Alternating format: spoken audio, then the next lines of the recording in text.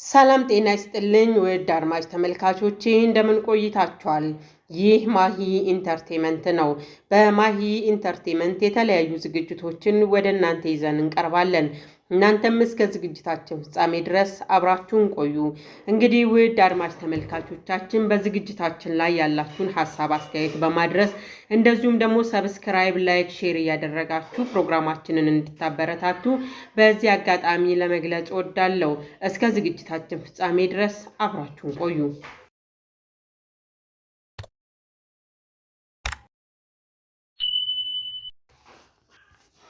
እነሆ እንግዲህ እንደተለመደው ዛሬም በአንድ ፕሮግራም ወደ እናንተ መተናል። ይህ ፕሮግራማችን እንግዲህ ከሸገር ኢንፎ የተወሰደ ነው። ይኸውም አንዲት እህታችን ዘግናኝና እጅግ በጣም አሰቃቂ በሆነ መልኩ በፍቅር አጋሯ የደረሰባትን ግፍ ነው ስታሳየን የነበረው። ይቺ ሴት እንግዲህ በማታውቀው መልኩ የኔ ባለችው ሰው ፍቅረኛዬ ባለችው ሰው የደረሰባት ግፍ ይሄ ነው ተብሎ የማይነገር መሆኑን ሁላችንም ተገንዝበናል። እንግዲህ ይህን ፕሮግራም እጅግ በጣም ብዙ ሰዎች ተመልክተውታል። በጣም በተከታታይ ፕሮግራሞቹ የቀጠለ ነው። ስለዚህ በዚህ ፕሮግራም በዚህ መልኩ በአሰቃቂ ሁኔታ እስከ ሞት ድረስ የደረሰች እህታችን ያው በፈጣሪ ቸርነት ነው በህይወት ልተርፍ የቻለችው እህታችን እና ማንም ሰው ግን ተነስቶ እንዳው ፍትህ የጠየቀላት አካል እስካሁን ድረስ አላየንም። እና ምንድነው ችግሩ? በዚህ ደረጃ ሴት ልጅ በአሰቃቂ ሁኔታ በግፍ የመገደል ስጋት ውስጥ ስትገባ እቺ ልጅ ሞታ ቢሆን ኖሮ ዛሬ ታሪኳን ባላወራች ነበር። እና እነዚህን ሁሉ ግፎችና ስቃዮች አሳልፋ እንደዚህ በቀጥታ ሚዲያ ላይ መታ እራሷ በዚህ መልኩ አብራርታለች።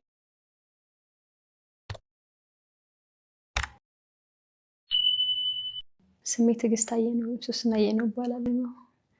ጉዳት ደርሶብኝ በፍቅረኛዬ በጩቤ ተወግቼ ነው እዚህ የመጣሁት። በምን ምክንያት ነው ፍቅረኛሽ ጉዳት ያደረሰብሽ? አብረን እየኖርን ነበርና ያለ መግባባት መሀል ላይ ተፈጠረና በጩቤ ወጋኝ። ምንሽን? እዚህ ጋር አንገቴን የምታየውና እዚህ ጋር ሁለት ቦታ እዚህ ጋር እጄን እና ሆዴን እዚህም አለ እዚህ ጋር። ገንዘብ ነበረኝ በዛን ሰዓት። በህይወቴን ያልሰራው ስራ የለም። በጣም ብዙ ስራ ሰርቻለሁ። በቃ እሱ ጋር ብሩን ማጥፋት ጀመርና ከዛ በኋላ በቃ ጸባዩ እየተቀየረ መጣ። ብሬ ሲያልቅ መቶኝ አያውቅም። እንትን ብሎኝ የማያውቀው ልጅ መማታት ጀመረ፣ መሳደብ ጀመረ።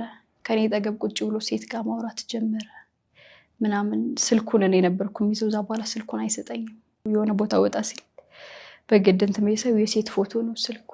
እንለያይ በቃ እንደዚህ ካስጠላው ለምን ምናምን ነው እምለው። እንደፈለገ ይመታኛል፣ እጮሃለሁ። ከዛ ደግሞ አስታርቆኛል፣ ጎረቤቶች ያስታርቁናል ምናምን። ከኔ ከተለየሽ እንኳን አንቺን ቤተሰቦችሽን አጠፋቸዋለሁ፣ ለኔ ካልሆንሽ አንቺን ለማንም ወዳት ሆኝ ምናምን ነበር የሚለኝ። በቃ በዛ ሰዓት ተወኝ ስለው አይ ተወኝ እገልሻለሁ፣ እናትና አባትሽን እገላቸዋለሁ እንደዚህ ምናምን ስለሚለኝ ያለኝ አማራጭ አርፌ ቁጭ ማለት ነው። ለአባቱ ደወልኩለት። ቄስ ይዞ መጣ። ቁጭ ብለው ቄሶቹ ጓደኛው ቁጭ ብሎ ምናምን አባትየው ማተባቸውን በጠሱ። ልጄ ካንቺ ጋር ካልኖረ ልጄ አይደለም አለኝ። ይወዱኛል እናትና አባትየው። እሱ ደግሞ ቤተሰቦቼ ጋር በቃ ልታጣይኝ ነው አይደል?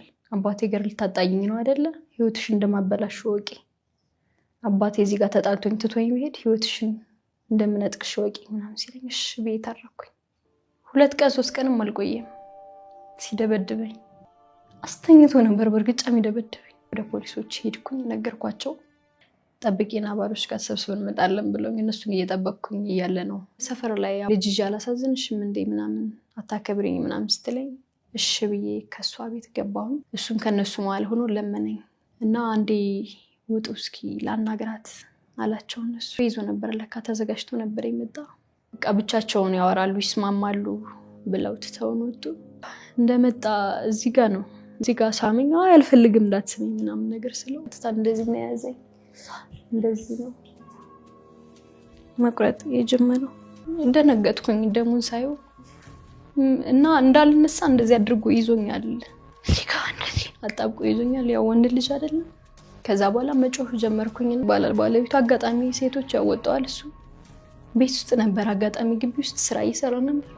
ስጮህ እሱ ሩጦ ገባልኝ እና እሱን ሲያዙልኝ እኔ ሾልኬ ደሜን ያንዘረዘርኩኝ ሮጥኩኝ። ጋም ቆርጦኛል፣ እዚህ ጋር እንደዚህ እዚህ ወግቶኛል፣ እዚህ ብዙ እዚህ ጋር እንደዚህ ስከላከል ነው እጄን ይወጋኝ። እሱ እንደዛው ነው ሩጦ አመለጠ። ተደናገጠ። ሩጦ በባጃጅ ተሳፍሮ ከዛ በኋላ ቆይቼ ወደኩኝ። ቆሜ ደሜን እንትን ካልኩኝ በኋላ ይሄ ክፍት ነበር ያለው፣ ይሄ ክፍት ነበር። ሰዎች መጣው ራሴን ከሳትኩኝ በኋላ ወሰዱኝ። መጀመሪያ ያው እኔ ራሴን ስቻለሁ፣ ገንዘብ ማልያዝን ነበር።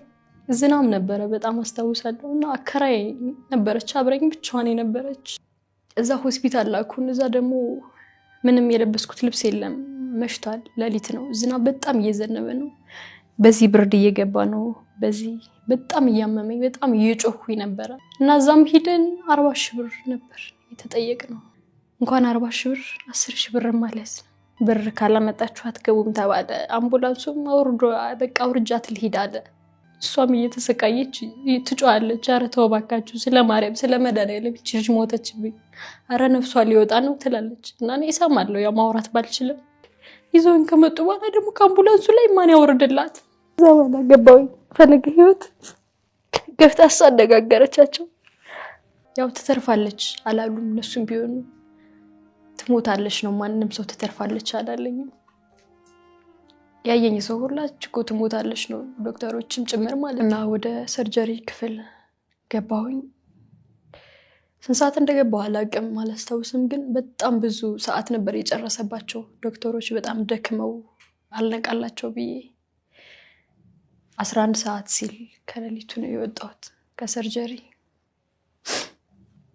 ከዛ በኋላ ወጣሁ። እሷ ብቻዋን ነበረች፣ ማንም ሰው አልነበረኝ። እህቴ እኔን እንዳየች ታመመች፣ አእምሮ በሽተኛ ሆነች።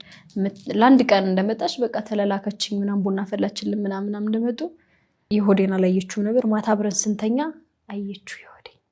እዛ ሌሊት 11 ሰዓት አካባቢ ቃዠች፣ ታመመች። የምትሄድበትን አታውቅም፣ የምታደርገውን አታውቅም፣ የምታወራውን አታውቅም። ዝም ብላ ብቻዋን ትለፈልፋለች።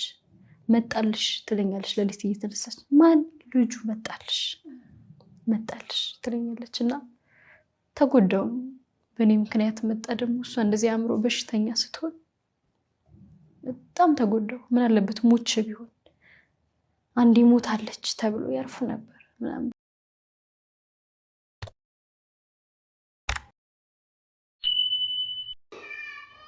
ነገር ግን ይህን ግፏን፣ መከራዋን፣ ስቃይዋን ተረድቶ ማንም ሰው ከጎኗ ሊሆን ግፏን ሊያወግዝላት የቻለ አንድም ሚዲያ አላየንም እና ይሄ ነገር ለእኛ በጣም ከምንም በላይ ስላስገረመን ነው። ማለት አንድ ሰው በፈቃዱ ጓደኛ ይዞ የትዳር ምርጫውን ወስኖ በዚህ ደረጃ አብሮ መቀጠሉ ነው። በዚህ ደረጃ ፍትህ እንዲገኝ ንቅናቄ ያልተደረገበት ነው ወይስ ምንድን ነው? ሰው ነፍሱን ካወቀ ራሱን ካወቀ በዚህ ደረጃ መበደሉ ፍትሃዊ ነው ብለን ነው ዝም ያልነው። ያው በተለያዩ መንገድ እዛው ኢንተርቪው የተደረገችበት ወይም ቃለ መጠይቅ የሰጠችበት ሸገር ኢንፎ ላይ የተለያዩ አስተያየቶች አሉ። ማለት ገንቢ አስተያየቶች፣ ያው ያለውን ነገር በሰፊ ልናይበት የምንችልበት የተለያዩ ሀሳብ አስተያየቶችን አይተናል። ነገር ግን በዚህ ደረጃ እንደ ሚዲያ አንድም ሰው ተነስቶ ይህን ስቃይዋን ይህን ግፏን ሊያወግዝ የተነሳ ማንም ማህበረሰብ አላየንም እና ይህ ነገር እስከ መቼ ነው የሚቀጥለው? የሴት ልጅ ጉዳት፣ የሴት ልጅ መከራ፣ የሴት ልጅ በዚህ ደረጃ መገፋት በቃም ብለን ለመነሳት ምንድን ነው የምንፈልገው? ከዚህ በላይ መረጃ ምንድን ነው የምንፈልገው? እና እኔ እጅግ በጣም ስላመመኝ ነው እሷ የተናገረችባቸው መንገዶች።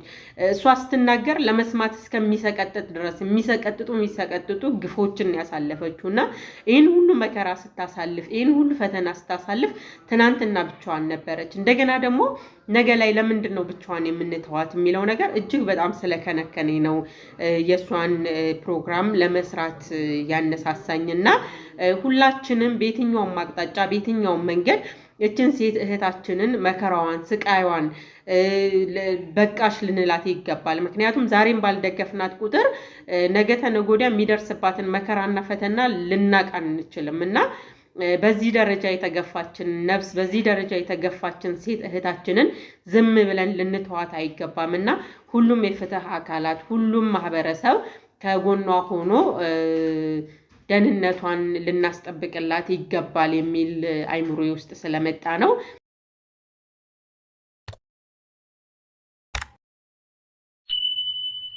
እና ብቻዬን አይደለም ያለፍኩት ይሄን ሁሉ ጠውረድ ውስጥ ለውስጥ በጣም ብዙ ስቃይ ተሰቃይቻለሁ። በእውነት በጣም ብዙ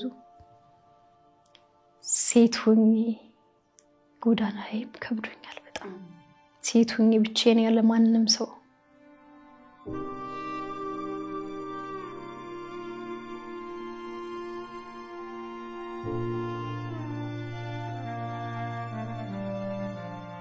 ተሰቃይቼ ስድን መበላው አጥቼ እንደዛ ሰው ሳጣ ያልመጡት እናትና አባቱ ታሰረ ሲባል መጡ።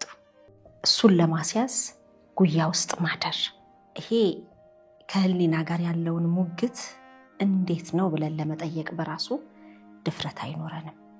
እሱ ከፈለገኝም ጎዳና ላይ ሆኜ አልጋያዥ እመጣለሁ ይለኛል። እንደሚፈልገው ሆንኩለት። እውነቱን ለመናገር በዚህ ማለት በጣም ብዙ ስቃይ ነው ያሳለፈው። ምንም ያክል ጎዳና ልወጣ እችላለሁ፣ ምንም ያክል ግን አስፈርድበታለሁ። በቃ ተነሳሁኝ፣ ቆርጬ ተነሳሁ። ራሴ ጋር ማውራት ጀመርኩ። እንዳልኩሽ ግዴታ ማድረግ አለብኝ ብዬ ወሰንኩ። ምክንያቱም እንዲህ ብዬ ባየሁ ቁጥር ይታየኛል፣ ህመሜ ይሰማኛል። እኔ አንዴ ተርፌያለሁ፣ አንዴ እግዚአብሔር ትሞታለች የተባለችውን ነፍሴን አትርፎልኛል። መድኃኒዓለም እሱ ቅዱስ ገብርኤል አትርፎኛል። ግን የሌሎች እህቶቼን ደም መበቀል አለብኝ። ምክንያቱም ይህ ልጅ ከኔ ጋር እንደዚህ አድርጎ አመለጠ ማለት አልተያዘም ማለት ነገም ይደግመዋል። አመነኝ። አብሬው ሳድር በቃ ምንም እንዳላሰብኩኝ ገባሁ። በቃ ምንም አላሰበችም ልጅ አብራኝ ልትኖር ነው ምናምን ማለት ነው። ያደረገውን ግን አየ፣ ቁስልሽን አየ። ምንም አልመሰለውም። ላይ ፎቁ ላይ ቁጭ አልኩ። አዎ ሲቪሎች ከጀርባዬ አሉ። መጀመሪያ የሚያገኘኝ የኔን ነው። ሌሎቹ ደግሞ ታች አሉ፣ ፖሊሶች ታች አሉ፣ መሳሪያ ምናምን ያዙ። ሲቪሎች ከጀርባዬ ናቸው። ቁጭ ብዬ ጠበቅኩት። እውነቱን ለመናገር አቃተኝ። ማለት እኔ እሱን ለማሳሰር እንዴት ነው እሱ ጨክኖ ደሜን ያፈሰሰው አልኩኝ። እግዚአብሔር እሱን ለማሳሰር እኔ እንደዚህ የተሰቃየሁት እሱ እንዴት ነው? እኔ በቃ አቃተኝ። እንቅልፍ ግን ወሰደሽ አብረሽው ስታድሪ? አልተኛውም። እሱ ግን ተኛ። እሱ ተኛ፣ ለጥ ብሎ ነው የተኛው። እኔ አንቺን እንደማቀሽ እናትና አባትሽ አያውቁሽ፣ አንቺን በደንብ አድርጌ ነው ማቀሽ ነበር የሚለው በፊት እና ምን ያክል እንደምወደው በደንብ አድርጎ ያውቃል።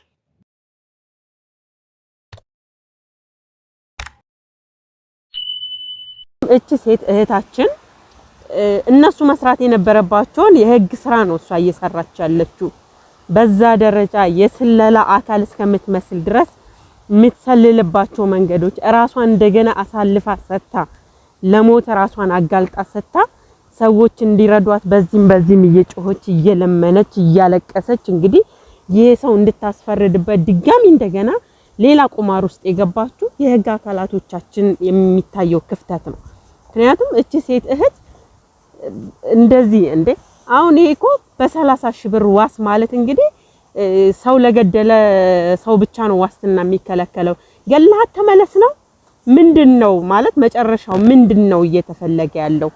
በቃ እኮ ገሏታል እኮ አይደል? እቺ ልጅ በእግዚአብሔር ቸርነት ነው ህይወቷ የተረፈውና ምን ያህል የህግ ክፍተታችን እኛን ዋጋ እንደሚያስከፍለን ተመልሰ ሄደህ ግደላት ተብሎ እድል እስከ መሰጠት ድረስ ድጋሚ እንኳን ሲታሰር እሷ ካሁን ሊፈታ ይችላል ካሁን ነፃ ሊለቀቅ ይችላል ብላ ስጋቷን ተመልክተናል።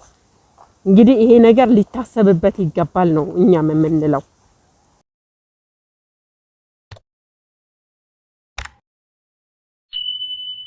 እንግዲህ ውድ አድማጭ ተመልካቾቼ ከዚች እህታችን የምንረዳው ምንድነው? እንግዲህ የህግ አካላት መስራት የነበረባቸውን የስለላ ስራ ብቻዋን ያው ሞትን የሚያህል ነገር ተጋፍጣ በቃ የመጣው ይምጣ ብላ እንደዚህ ራሷን ሰውታ ልትሞት ትችላለች እኮ በዚህ ሁሉ ነገርና ይሄ ልጅ አያምናትም። የሆነ ነገር ከተጠራጠረ የዚች ልጅ ህይወት አደጋ ላይ ነው። ግን በዛ ደረጃ ዋጋ መክፈል አልነበረባትም።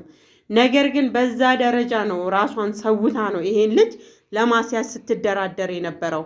ነይ ሲላት መታ፣ ሂጂ ሲላት ሄዳ፣ በዛ ሁሉ የሰቆቃ መንገድ እንግዲህ ይሄን ሰው መጨረሻ ላይ እንግዲህ ልታስይዘው ይችላለች። አላማዋ ተሳክቷል። በዚህ ሁሉ መከራና በዚህ ሁሉ ፈተና ውስጥ ታዲያ ብዙ ሰዎች ሲረዷት ነበረ።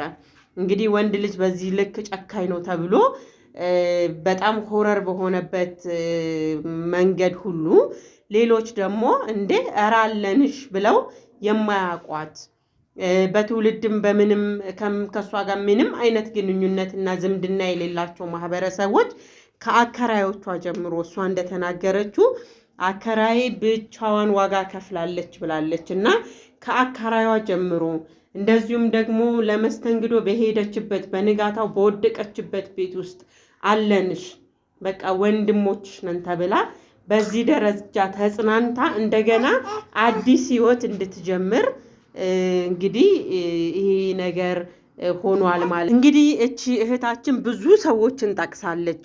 እነ ሰለሞን ሙሄን እንደዚሁም ደግሞ እዛው ፖሊስ ጣቢያ ጋር ሰው ለማስፈታት የሄደ አንድ ወንድማችን በቃ ያለውን ነገር ልክ ሲያይ ሁሉም ነገር ግራ ገብቶት ያስፈታውን ሰው እንኳን ወደ ቤት ማድረስ ባልቻለበት ሁኔታ በቀጥታ እዛው እሷ ጋር ቀርቶ ይሄን ሰው ከባዱን ኃላፊነት ከባዱን ፈተና ተወጥቶ እንግዲህ ሰው ሊወጋውም ይችላል ከነቃ ያው እንግዲህ እሷ እንደተናገረችው ተበቃይ ነው ብላለች እና ሰዎች በአንቺ ዙሪያ ያሉትን ሰዎች በሙሉ በቀላለሁ ብሎ የሚነሳ ሰው ነውና በዛ ደረጃ እንግዲህ እሱም ያንን ሁሉ ነገር ተጋፍቶ አንድ ቀን ላገኛት እህት ወይም ደግሞ ሴት ማለት ነውና በዚህ ደረጃ ዋጋ ከፍሎ ይሄን ሰው ሊያስይዝላት ችሏል። እንግዲህ በዚህ ልክ ደግሞ ለነሱም ልናጨበጭብ ይገባል። ትናንትና ዛጋ የሆነ ክፉ ሰው እርግጥ እሷ ሄደችባቸው መንገዶች እጅግ በጣም ውስብስብ ናቸው። በጣም በተደጋጋሚ ስታወራቸው የነበሩ ነገሮችን ሙሉ ለሙሉ መደገፍ ባልፈልግም ነገር ግን የመጨረሻ ጀግንነቷን ግን ስላሳካች እኔ እጅግ በጣም ደስ ብሎኛል። ይሄ የሚያሳየው እንግዲህ የህግ አካላቶቻችን ምን ያህል ክፍተት እንዳለባቸው ነው። ምክንያቱም እቺ ልጅ እዛ ሁሉ ነገር ውስጥ የገባችው እንግዲህ ምንድነው በዛ ሁሉ ፈተና ውስጥ በዛ ሁሉ መከራ ውስጥ ና ብላ ተደራድራ አምጥታ ለፖሊስ አሳልፋ ከሰጠችው በኋላ እገልሻለሁ የሚላትን ሰው ስላልገደለሽ ዋስትና መብት አለው ተብላ እንግዲህ በዋስትና ሊለቀቅ ችሏል ይሄ ሰው እና እንግዲህ በምን መልኩ ነው እኛ ህመማችን ልናሰማ የምንችለው? እንደነሱ እኮ ቢሆን እኮ ይሄ ሰው እኮ ገሏታል። እሷ በጣም ትዕግስተኛ ስለሆነች እያንዳንዷ ነገር እያለሳለሰች ስለሄደች እንጂ እንደማንኛውም ሰው እልህ ተጋብታ በፊት ለፊት ለመጋፈጥ ብትሞክር ኖሮ እህታችን ዛሬ ላይ ታሪኳ በዚህ ደረጃ ላንሰማው እንችል ነበርና እባካችሁ የህግ አካላት በቃ እኛ የገባንን ነገር እናንተም እንዲገባችሁ ነው የምንፈልገው። እያንዳንዱ ነገር በእኛ ጫማ ውስጥ ሆናችሁ እንድታስቡ ነው የምንፈልገው። ማንም ሰው በእርግጠኝነት እህት ወንድሙ ግፍ ቢፈጸምበት ማንም ሰው ተኝቶ አያድርም፣ ዝም ብሎ አያድርም። ነገር ግን እንዴት ነው በዚህ ደረጃ የሆነ ሰው ጉዳት ሲደርስበት በቀላሉ ነገሮችን የምናስባቸው?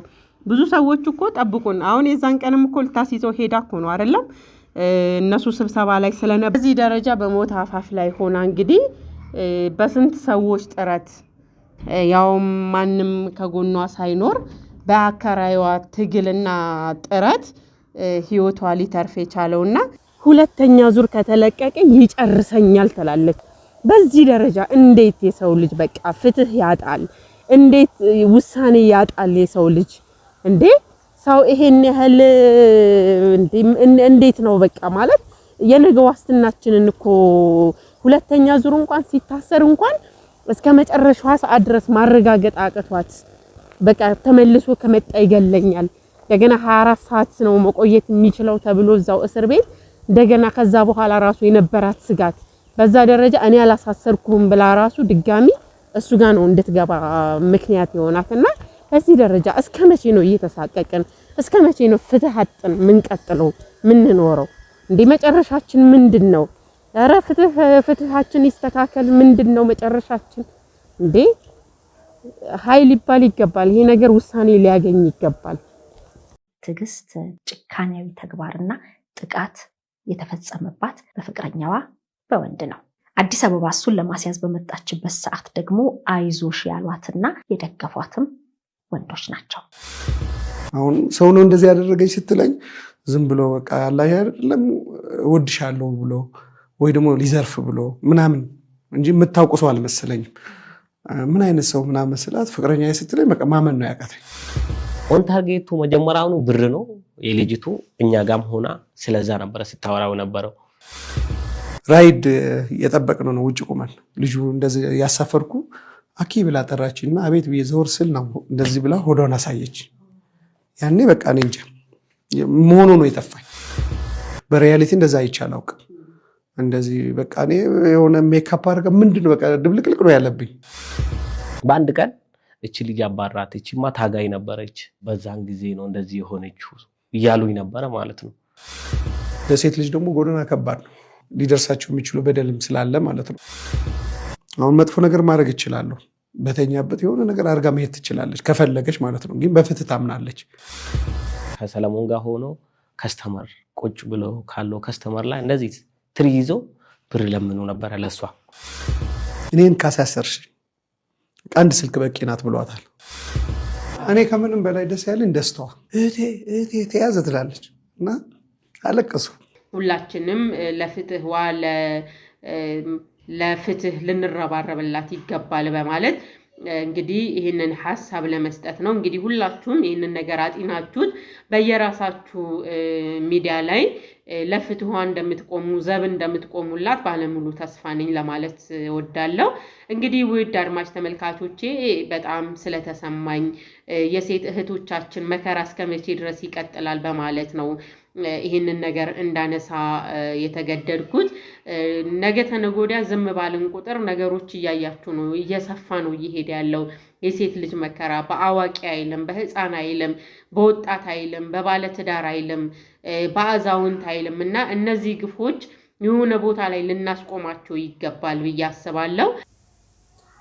የዛሬው ዝግጅቴ ይህንን ይመስል ነበር። በሌላ ዝግጅት እስከምንገናኝ ድረስ በሰላም ቆዩ።